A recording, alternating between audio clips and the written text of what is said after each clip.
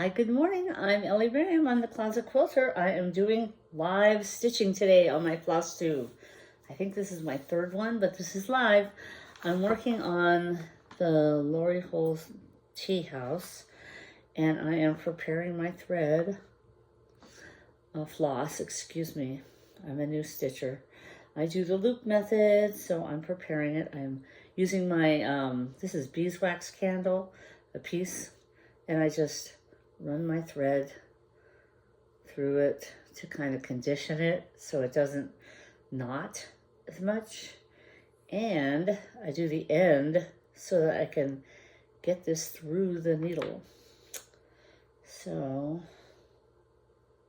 just kind of pinch it, and then I get my needle on the back magnet. I have one already. I still have one. Okay, let's put this one aside. Or maybe I'll thread this one and get it ready. Okay, here's a needle.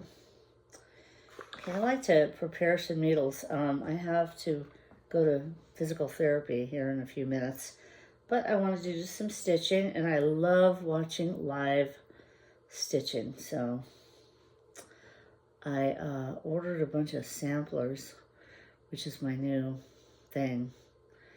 I have to get the threads for it. I got this book, The Heart Remembers. So much cute stuff. Everybody likes samplers. They're really cool looking. You can hang them up in your house. Okay, I've got another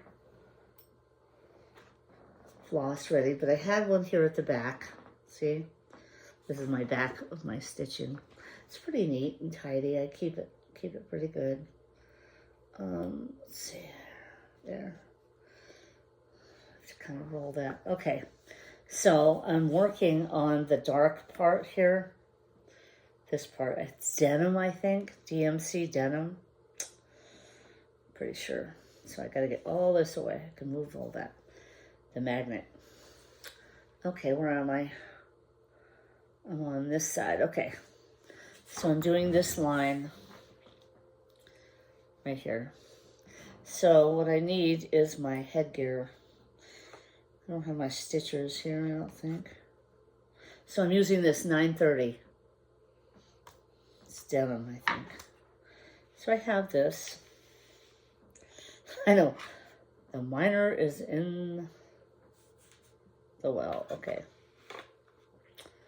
There, this makes it easier for me. That way there's no eye strain.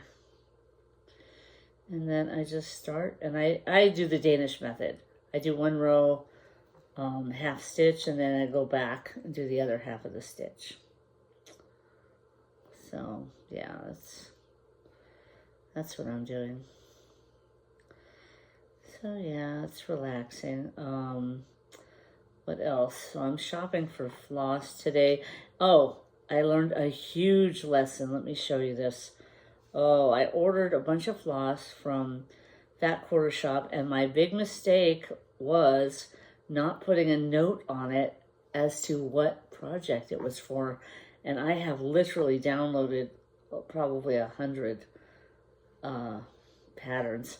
So I really have no flipping clue as to which pattern this is for. There's a whole boatload of floss, and so I learned a lesson. When I order floss, make a note, because there's always a place where you can put little shipping notes. I'll put down it's for which pattern it's for. Or in my book, you know, they have these stitch journals. Put that down. I was like, write that down. So yeah, no, it gets a little weird, because then I had to go through each pattern and see if I could find, I still haven't found which pattern it is.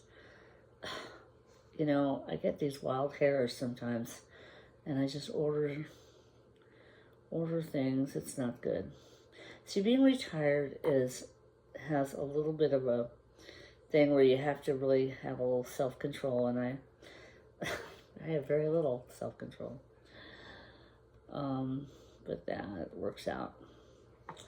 I mean, you can only go so far, right? when the bills start to come in, you go, ah! But, you know, floss isn't that expensive, so how much damage did I really do? It was maybe 10 bucks. But it's a lot of floss. I mean, what do I do with all this floss? I mean, I don't know. I don't exactly know what to do now. Because, oh, let me take this off. These stitches are not that hard. Okay.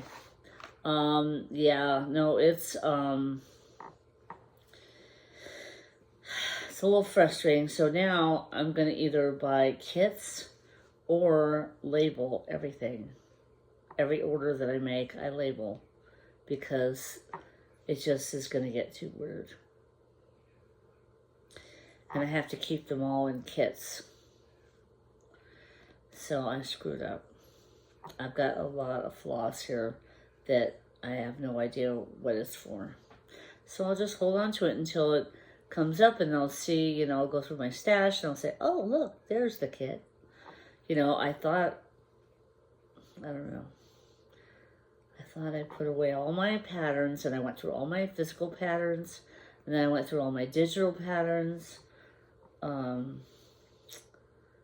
far I haven't figured it out, so it'll be a nice surprise, right? Or I'll cannibalize it and just use it in other projects. You know, that's a weird word, huh? Cannibalize. I don't know, it comes from my, yeah. Repurpose is a better word. I'll repurpose the floss. Yeah. Cannibalize, it sounds like,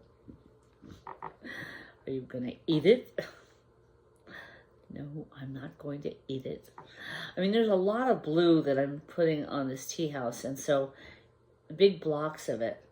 So it's one of those patterns where you can just do it when you're watching TV.